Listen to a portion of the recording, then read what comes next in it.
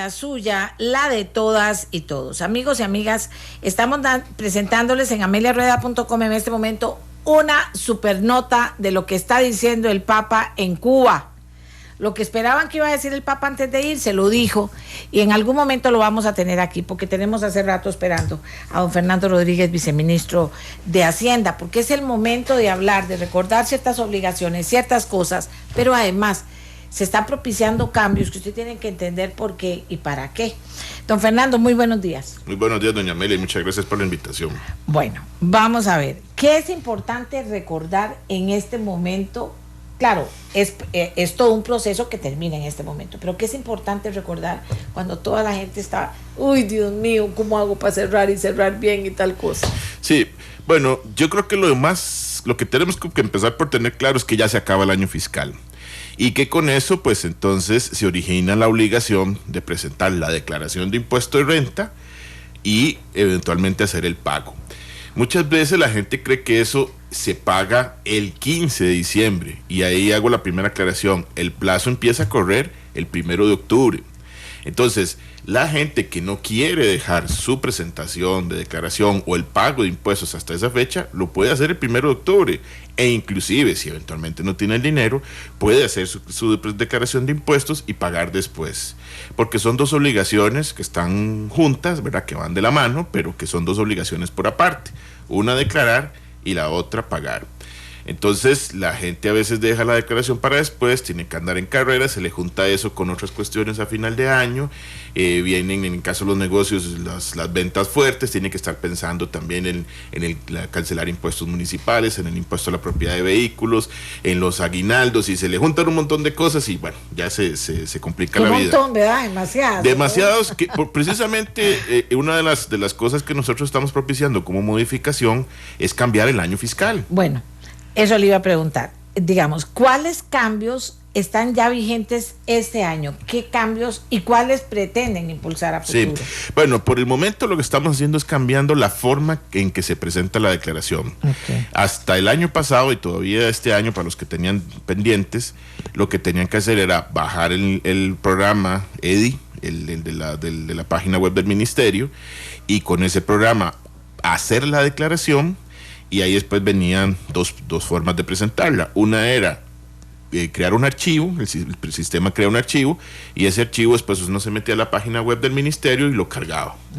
O la otra era imprimir la declaración y presentarla en la ventanilla de un banco.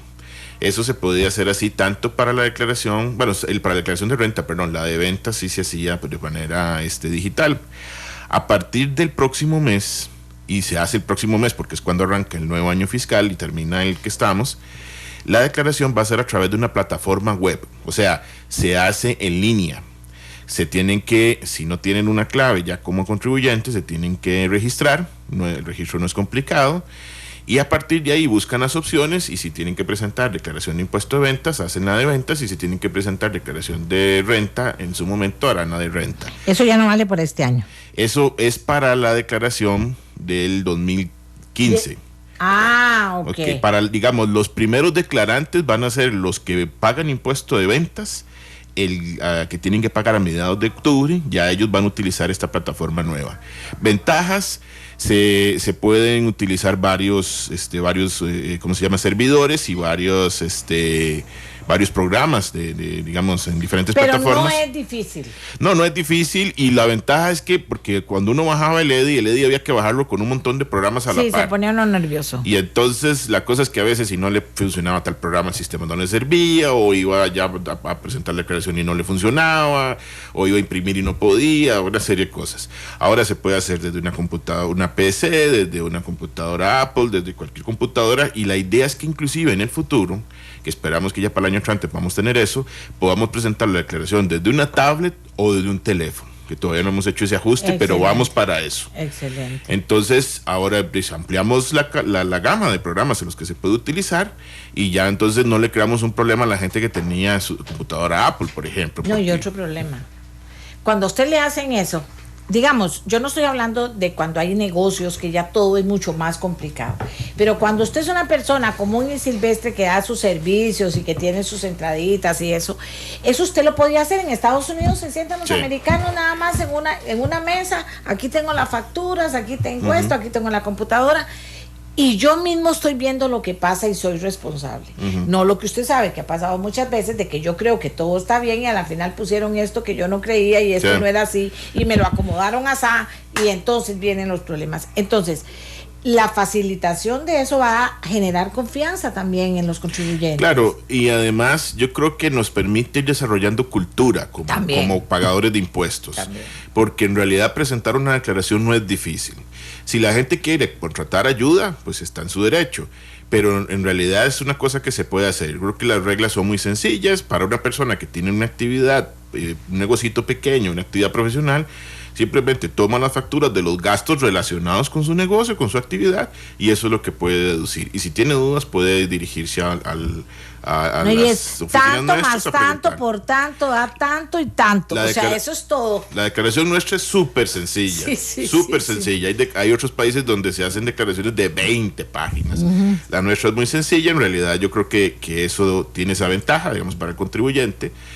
Y sobre todo ahora una cosa que para algunos ha generado alguna duda, pero que en realidad lo estamos haciendo por protección de las mismas personas, y es que si alguien le va a hacer a usted la declaración, usted tiene que traer el sistema y autorizarlo. Es decir, bueno, yo contribuyente voy a permitirle a doña Amelia Rueda que me haga la declaración a nombre mío. ¿Por qué eso? Porque venía sucediendo que había gente que para poder inflar gastos, de repente entonces decía, mire, yo le pagué tanto a fulanito de tal, y después llegaba y le hacía la declaración de impuestos a fulanito de tal, y esa persona no sabía que estaba pagando impuestos, o no sabía que le habían hecho una declaración.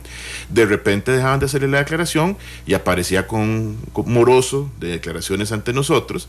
Y bueno, cuando hemos hecho las barridas de gente que no ha presentado declaraciones, nos han aparecido casos de gente que decía, pero yo ni sabía que estaba inscrito. ¿Quién me escribió? ¿Quién me estaba presentando declaraciones? Aquí tengo uno, vuélvalo a ver, ahí casi le da un infarto y le había pasado eso. No, le pasó a una persona. ¿Cuánta gente le ha pasado? Mire, yo este año ya he identificado 3 casos. Uno de una persona, digamos, del equipo de gobierno, que le pasó con 2 personas de su grupo familiar. O sea, alguien más inscribió a esas 2 personas y presentó las declaraciones a nombre de ellas, y después dejó de presentarlas y aparecían como misas, como morosas ante el fisco.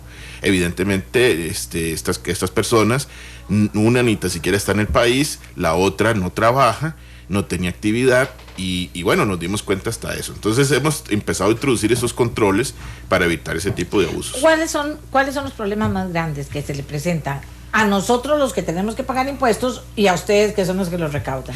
A la gente identificar qué puede deducir y qué no. Y eso después nos genera a nosotros un problema, ¿verdad? Para poder controlar eso.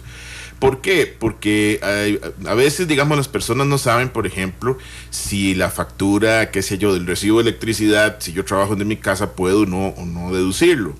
O si las compras que hice en algún momento, qué sé yo, de gasolina, ¿las puedo deducir o no las puedo deducir? Bueno, la respuesta está precisamente en saber cuándo ese tipo de cosas las utilicé para realizar mi actividad. Claro. Entonces yo puedo, por ejemplo... ¿Y lo puede probar? Sí, claro, porque esa es la otra parte. Yo puedo, por ejemplo, decidir deducir la electricidad en una proporción apropiada en relación con, digamos, con mi negocio si lo tengo en la casa. O directamente si tengo un gasto relacionado, por ejemplo, digamos, si alguien contrató a una persona para que le ayude con algo, con su negocio, entonces ese tipo de gastos sí. Pero los gastos son solo los que, como dice la ley, los útiles y necesarios para realizar la actividad. Y eso a su vez nos genera a nosotros después un problema. A veces la gente se abusa. Entonces nos meten y nos inflan gastos, como decíamos ayer en un comunicado. ¿Qué hora viene eso? Exactamente, ahora tenemos que controlarlo. Sí. Entonces, la gente a veces hace trampas, por ejemplo, declaran depreciación, gastos de depreciación por 1.5 veces el valor de sus activos, o sea, cosa que no pasa, porque es contablemente imposible. O nos meten gastos financieros y no han declarado que tienen deudas, por ejemplo. Entonces, ¿de dónde salen los gastos financieros? O nos meten gastos digamos, una persona física con actividad lucrativa, el pago de la escuela a los hijos, que ese no es un gasto relacionado con su actividad económica. Ese tipo de cosas nos ha pasado, entonces ahí es cuando nos encontramos gente que tienen gastos infladísimos, que no está pagando impuestos, pero es precisamente porque nos meten cosas que no deberían estar ahí. Vamos a ver, ¿qué diferencia hay entre la persona que tuvo o no tuvo que pagar impuestos hace un año y la que este año le cambió algo por lo que sí tiene que pagar? Vamos a ver, porque nosotros hemos insistido mucho en que vamos detrás de los que declaran cero impuesto. Y entonces ¿Cuántos declaran cero impuestos? Una cantidad exageradísima. ¿Cuánto? Para que tengan una idea, de las personas físicas, más de un 65%. ¿De las personas físicas? Las personas físicas con actividad lucrativa, sí, es un porcentaje elevadísimo. El año pasado lo logramos disminuir un poquito y seguimos con la campaña, ¿verdad?, para que la gente no lo pague.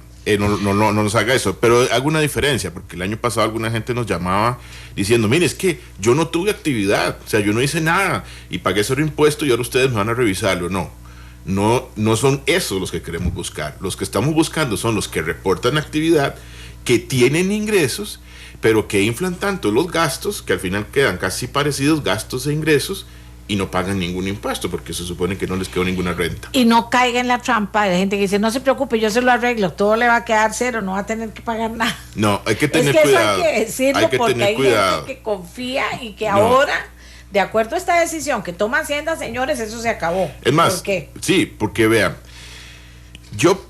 vamos a ver, seamos conscientes nosotros mismos. Si yo supe que tuve actividad, que mi actividad es una actividad que tiene pocos gastos, digamos, yo trabajo desde mi casa y tengo poquitos gastos, tengo que pagar impuestos. Si alguien llega y me ofrece hacer una magia en mi declaración de impuestos, no existe esa esas magia. Cosas no existen. Y a mí me pasó con un caso cercano. Después ya llegó mi suegra y me preguntó, me dice, mira, es que ella tiene una sociedad con los hermanos que le están pidiendo pagar 1,5 millones de colones más. Y yo, ¿pero qué pasó? Me dice, no sé, nosotros le damos toda una persona para que nos hiciera el trabajo. Y digo, bueno, hay que ir a revisar qué no hizo esa persona o qué hizo mal. Y bueno, a raíz de lo que no hizo bien, pues le estaban cobrando 1,5 millones más porque en un cruce de información aparecieron. Y bueno, ahí les tocó ¿Cómo pagar. va a estar eso? ¿A partir de cuándo pasa eso? Y si usted declaró cero, declaró la vez pasada cero. Sí, estamos ahorita revisando los que declararon cero el año pasado. Ahí comienza la historia. Aquí empieza la historia con esos. Y el año entrante los de este año. Pero además hay una cosa, para el año entrante esperamos tener más capacidad informática. Obviamente. Para revisar más, porque estamos haciendo algunas contrataciones. Exacto. Ya tenemos la información toda montada en el mismo sistema. Y la idea es agarrar a toda esa gente, sacar y decir, bueno, ahora sí, crucémoslo con otra base, qué sé yo, el registro de la propiedad. Ah, no, aparece con un carro recién comprado, con una casa en tal lugar, que tiene tal valor. ¿Y cómo es que declara cero? O resulta que salió del país, o tiene varias salidas del país.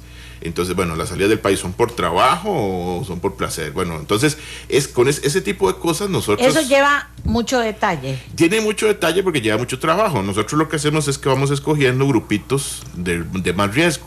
Esta vez el grupito fue, entre los que declararon cero, estamos revisando los que tenían gastos muy elevados en relación con sus ingresos, los que compraron un carro recientemente y ojalá un carro de alto valor, y los que tenían propiedades también en algunos lugares que se supone que eran de alto valor. Entonces, con esos criterios, ahí aislamos un grupo, que fue el que anunciamos ayer, que vamos a revisar, y ya a partir de hoy, ese grupo se le está comunicando, mire señores, nos encontramos que sus declaraciones son inconsistentes con su nivel de vida, por favor rectifique su declaración o vamos a ir a revisarle, entonces ya la fiscalización va a ser más profunda y ahí le podemos decir si le toca pagar algo más o no. No hay caso contrario, que alguien le diga, usted pagó más de la cuenta. Puede pasar, podría pasar, pero en realidad cuando usted paga cero ya es muy difícil que le aparezca un saldo a favor, ¿verdad? Pero porque con las empresas sí se ha dado, digamos, algunos casos que reclaman algún tema y sí les sale. Pero en estos casos que la gente pagó cero, probablemente les toque pagar algo. Entonces... En las personas físicas me dice más del 65%. El 65% de la gente el año pasado declaró cero. Cero. Sí. En físicas. En físicas. ¿Y en jurídicas? En jurídicas, en realidad... Sí, no, tienen que cuidarse más. Sí, se cuidan más, pero así hay casos. Sí, nos hemos encontrado casos y ahí le adelanto, la Contraloría está por hacer público un informe de un análisis que hizo en Grandes Contribuyentes con información hasta el año pasado, donde se han encontrado empresas que tienen 4 años de estar declarando cero. Y entonces ya nosotros ahora inclusive estamos trabajando con esa información para empezar a hacer una fiscalización más profunda de esos casos. y le mostramos a la Contraloría qué estábamos haciendo para atacar el problema. Pero en algún momento, digamos, nosotros advertimos que si las empresas tienen pérdidas por varios años, pues no tiene razón de ser. Que sigan trabajando. Sí, es que todavía usted me dice un año, yo entiendo, la situación ha venido menos en la parte económica, hay empresas con problemas. Y ha sido un año bien difícil. Es un año difícil, pero que desde el 2011 o desde el 2010 estén declarando cero cuando han habido años con más o con menos crecimiento, es difícil que una empresa se sostenga 5 años o 4 años con pérdidas. Y ese es un caso para fiscalizar. Es que yo les quiero decir que a don Fernando le toca recoger impuestos, ¿verdad? Controlar la evasión. A él le toca eso es su trabajo, ahí eso está. Usted dice que no me den más impuestos, que recauden mejor. Bueno, imagínese, en eso está. Y dentro de eso, don Fernando, ¿cuáles son esos 3 grandes pasos que usted tiene que realizar? ¿A dónde está la preocupación fundamental en cuanto a recoger impuestos, a recoger plata que no se está pagando? Sí, la primera en el caso nuestro es mejorar la informática. Yo creo que ahí tenemos una deuda histórica con la administración tributaria que estamos tratando de solventar. Imagínense que el sistema base que estamos utilizando se instaló en el Ministerio de Hacienda en agosto del 97 y tenía ya como 10 años de estarse utilizando en España, que es el famoso SIAT. Es un sistema viejísimo, que inclusive nos decía un experto informático que viene un día, crucen los dedos para que no se caiga, porque ese sistema se cae. Yo creo que no hay nadie que en este planeta que lo levante, porque parece que en el país inclusive solo hay 2 funcionarios que lo conocen bien y son los que lo administran. Pero hasta eso nos dijeron, no los dejen ir hasta que no cambien el sistema, porque es un sistema tan viejo que se maneja en un lenguaje que ya no se usa en ninguna otra cosa. Entonces, primer problema es ese.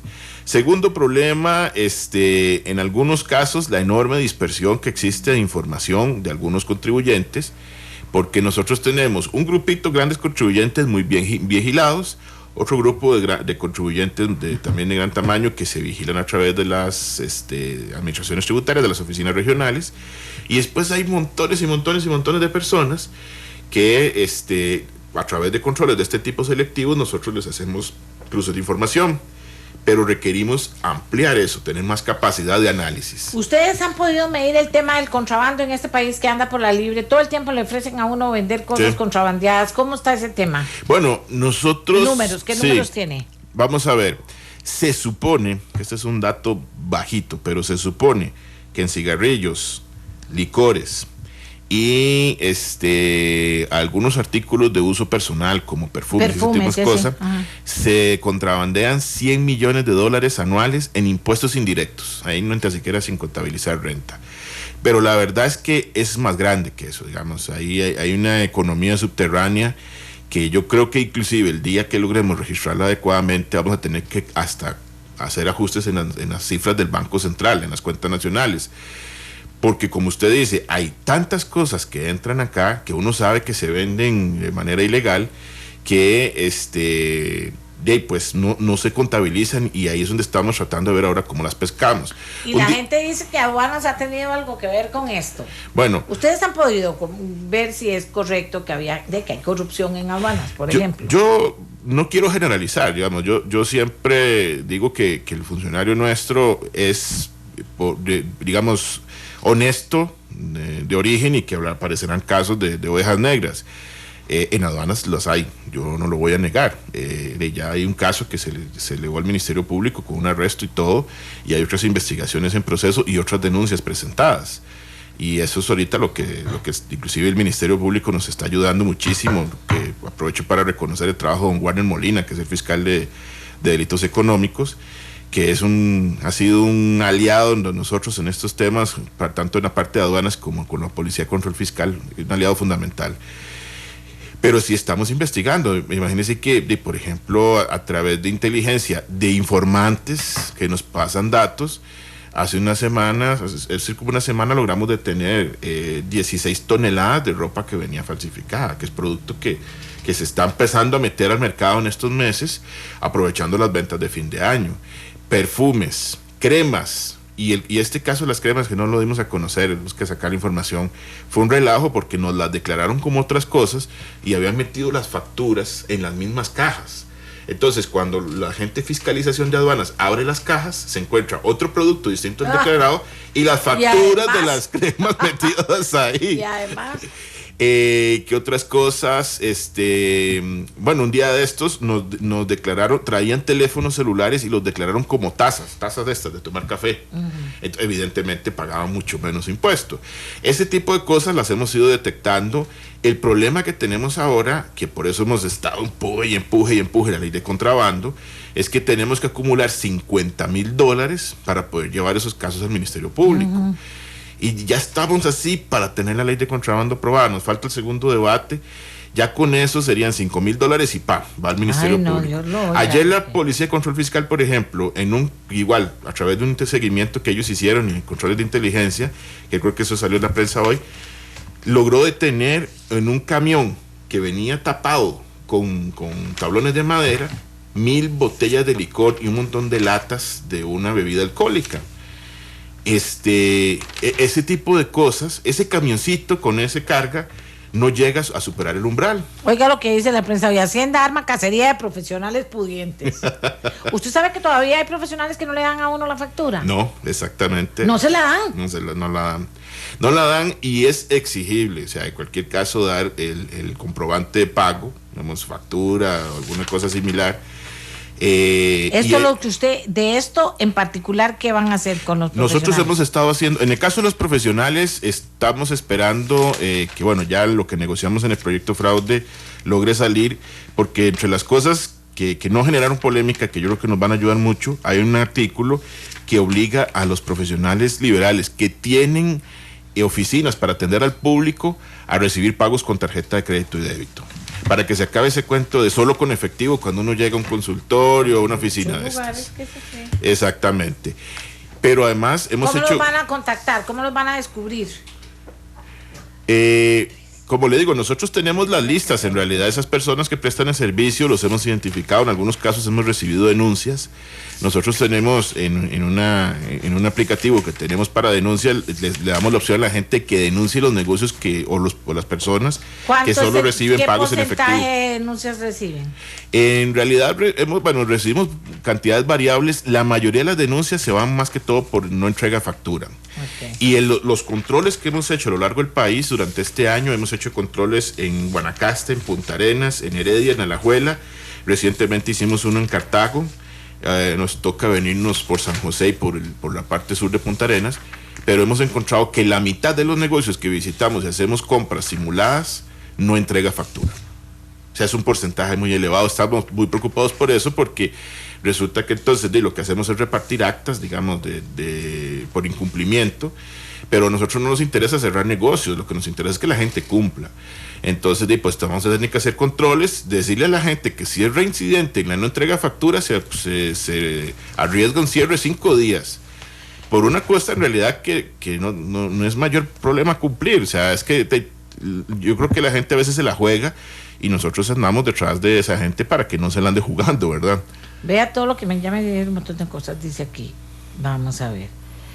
Ahora, por las retenciones en el impuesto de ventas y renta, ya los profesionales no reciben tarjetas. Uh-huh. ¿Qué quiere decir eso? ¿Qué les contestamos? Eso en realidad, sí, pues se introdujeron retenciones. Hay que tener en cuenta que en este momento a los profesionales no se les retiene ventas, solo renta. Pero es que también me parece importante hacer la retención cuando se paga con tarjeta, porque muchos de ellos les pagan nada de impuestos. Ayer estaba viendo unas estadísticas del 2010 de, por ejemplo, en promedio un profesional pagaba 30,000 colones por año de impuesto, mientras algunos asalariados nos rebajan 200,000 colones por mes.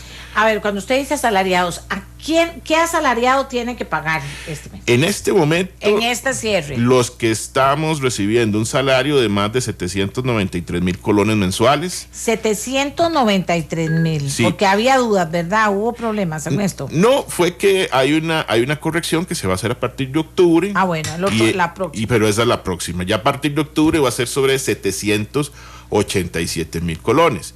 No más, sino en este caso más bien menos, pero es porque no hemos tenido inflación, sino más bien los precios cayeron. Y nosotros ajustamos esos tramos según la inflación. Y agosto hubo caída de precios, hubo deflación. A usted le toca cobrar Al otro ministro le toca pagar. Sí. Bueno, pero aquí me dicen, gobierno no cumple con acuerdo de pagar la deuda con la Caja Hacienda, quien encargó el gobierno para negociar no cumplió con los plazos fijados en el acuerdo. Bueno, esa discusión la lleva José Francisco, pero en realidad el proceso va caminando. El tema del crédito que se está negociando con el banco está dentro de ese proceso. Es un crédito que la Caja va a utilizar, que va a asumir el gobierno. Creo, si no me equivoco, son $400 millones.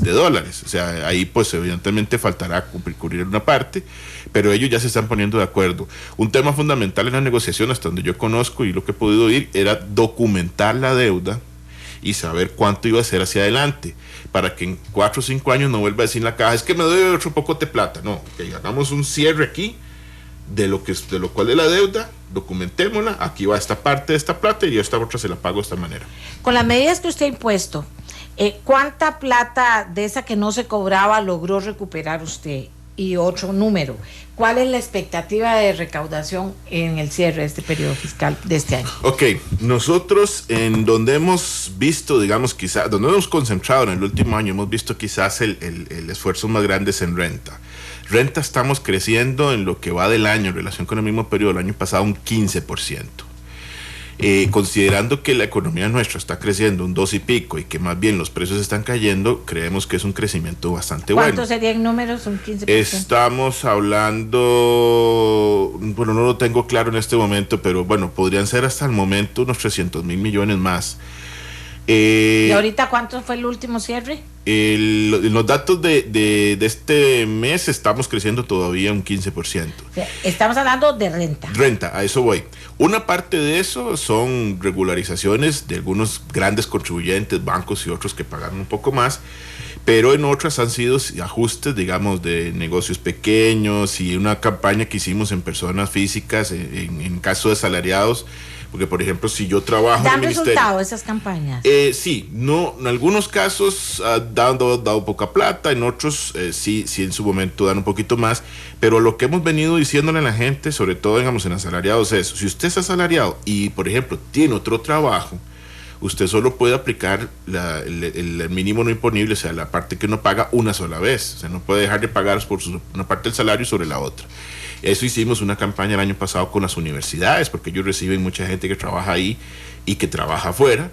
Y bueno, ese tipo de cosas nos han venido dando resultados. La campaña de declarar cero no se vale, que la empezamos el año pasado, nos permitió reducir. Esos declarantes de cero el año pasado se redujeron en relación con el año previo, y este año pretendemos continuar. Donde todavía necesitamos apretar bastante más es en ventas y particularmente en aduanas, que es donde hemos insistido que nos hace falta más trabajo. ¿Y en ventas qué es lo que pasa? Bueno, ventas es un reflejo en realidad de lo que está pasando a nivel económico. En ventas a lo interno está creciendo un 5,5%, que no es un porcentaje malo, igualmente comparado con lo que está pasando a nivel económico, pero en aduanas sí está creciendo mucho menos de un 1%. Pero es que en ventas a mucha gente le toca pagar lo que todavía no le han pagado y por meses, ¿verdad?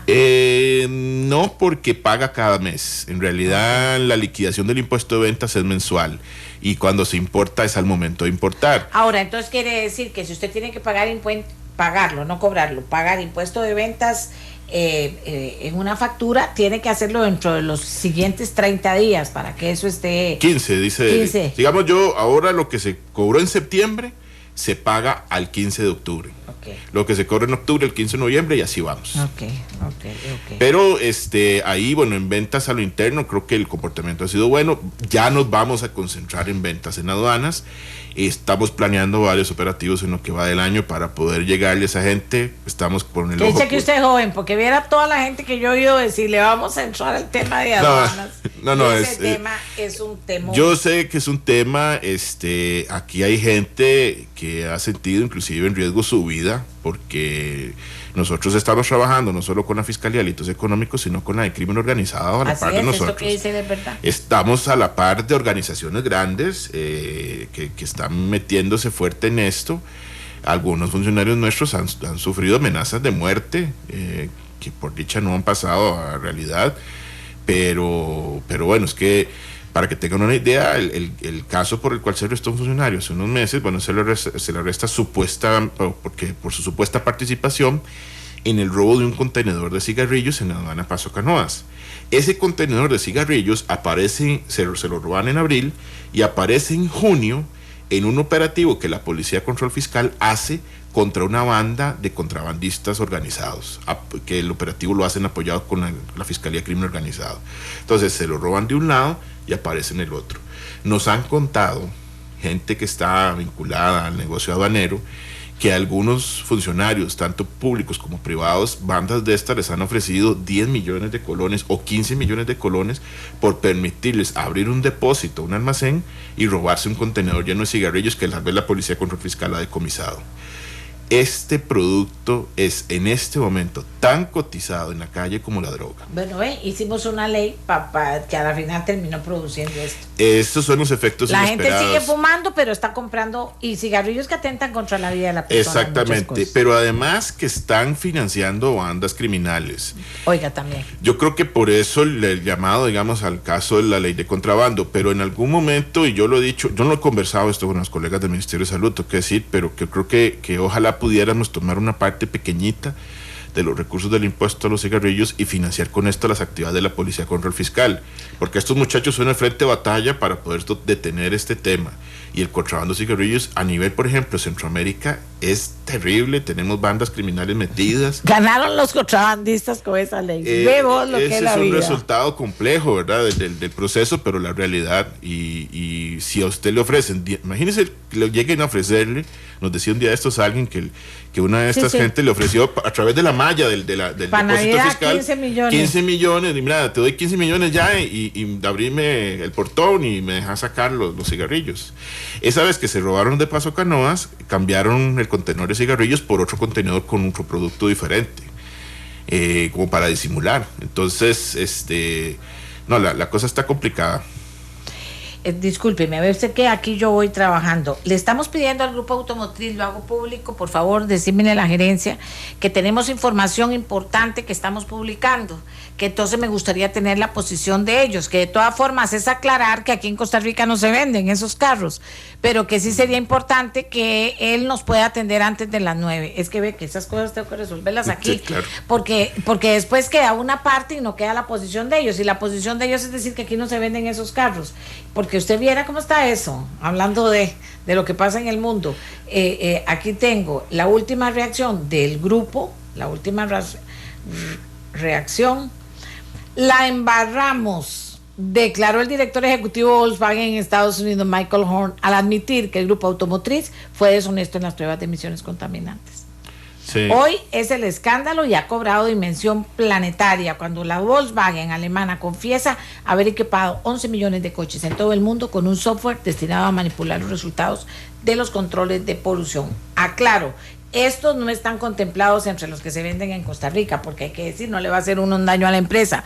El gerente de mercadeo debería saber eso, pero sí. Viste vos, ya no hay santo en qué persinarse, no sabe uno por dónde va a saltar la nieve. Sí, no, y los vehículos es una inversión que para con una persona común y corriente es muy importante. Claro. Evidentemente tener un problema es complicado. No, y la transparencia es lo que nos va a salvar en el mundo, si no sé cómo vamos a hacer. Don Fernando, se nos acabó el tiempo, pero dígale a Costa Rica, ¿qué le preocupa a usted ahora en este momento con la experiencia que ha tenido ya hace 2 años que está ahí? ¿Qué le preocupa que valga la pena que la gente que está tan pendiente del tema pueda introyectarlo, generar esa nueva cultura? Sí, 2 cosas, doña Amelia. Yo creo que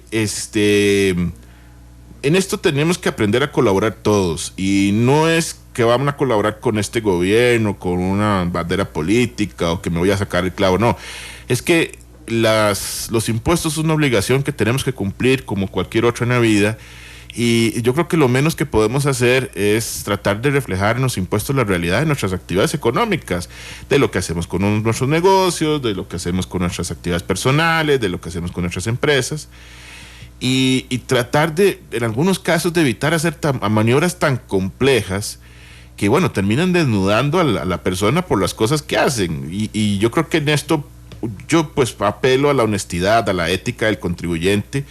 Espero que no me mentieron en cajita blanca, pero no. Yo creo que, y siempre lo he dicho, es más fácil, mucho más barato, mucho menos oneroso cumplir que esperar a que tributación llegue y le diga, mire, usted no me cumplió, le voy a poner esta multa, me debe tanto en intereses, y después hacer un proceso que termine llevando a pagar un montón de plata. Y lo otro, para hablar de política, en la parte de política fiscal, en estas cuestiones y la situación que estamos, el tiempo tiene un valor, y el tiempo que tardemos en empezar a aprobar algunas cuestiones que están listas en la Asamblea para discutirse, proyectos por el lado de mejora en la recaudación, otros por el lado de gasto, para no hablar ni del IVA ni de renta, que sabemos que esa es una discusión que va a llevar más tiempo. Ese tiempo nos va a costar si no tratamos de hacerlo todo muy rápido. Ya para el próximo mes tenemos la visita en el país de una calificadora de riesgo, viene una misión del Fondo Monetario, pues a ver qué está pasando. Y no es que tenemos que darle explicaciones al fondo, pero ellos son un evaluador de la situación del país, vienen a medir con el mismo termómetro con que miden a todo el mundo, y nosotros quisiéramos decirle, no, mire, en Costa Rica se puede salir de este tema, podemos tomar decisiones, podemos controlar este gasto, podemos mejorar la recaudación en este punto, podemos incrementar los impuestos en este otro, y que logremos sacar la cabeza de esto. Es un problema que tenemos muchos años de hacerlo. Ayer decía la expresidenta Chinchilla que, bueno, inclusive poniendo responsabilidades por todo lado, hasta la Sala Constitucional las ha tenido, y ahora nos toca a todos salir adelante. Entonces, tal vez irnos con esa reflexión, por favor, no nos esperemos a que ya estemos con la crisis al frente para tomar decisiones, tomémoslas cuando podemos hacerlo con calma y con la paciencia suficiente para poder decidir y ya que avanzar. El funcionario de Hacienda todo bravo, que lo ponía a temblar a uno, ya cambia, ahora está más amigable. Nosotros estamos, inclusive, estamos tratando de tener una visión diferente. Ahora estamos buscando en algunos casos tener ámbitos más cooperativos. Los funcionarios atiendan a las personas que tienen inquietudes. Y ayuden a la gente. Nosotros tenemos ese deber. Yo creo que una de las cuestiones que tenemos que hacer es, en esto, no amenazar a nadie, sino pedirle a la gente que colabore con nosotros, y que en realidad no está colaborando con nosotros, está colaborando con el país, y hacerlo de una buena manera. Yo creo que eso sí se puede lograr. Le deseo suerte. Muchas gracias. ¿Verdad? Y le deseo suerte también a toda la gente que está en ese esfuerzo, y a todos los esfuerzos por disminuir el gasto, y a todo lo que hay que hacer en esta materia. No es fácil, ¿verdad? No es fácil. Y la gente que asume estos compromisos y responsabilidades tiene que ver cómo logra en un rompecabezas tan difícil consensos también, que son importantes, ¿verdad? En todos los sentidos. Así que no hay que decir, uy, qué pereza, tengo que pagar impuestos. No hay que decirlo, hay que pagar impuestos, ¿verdad? Y también no hay que permitir que alguien diga, ay, mira todo lo que esto que me compré, y vieras que lo traen de contrabando y me lo venden baratísimo. Eso habla de una incultura muy grande, porque estamos fomentando, ¿verdad?, grandes estafadores, sí, que explotan a un montón de gente, que la ponen a vender esto y le dan 3 pesos, y que se están llenando este país de eso. Así que eso también es responsabilidad nuestra.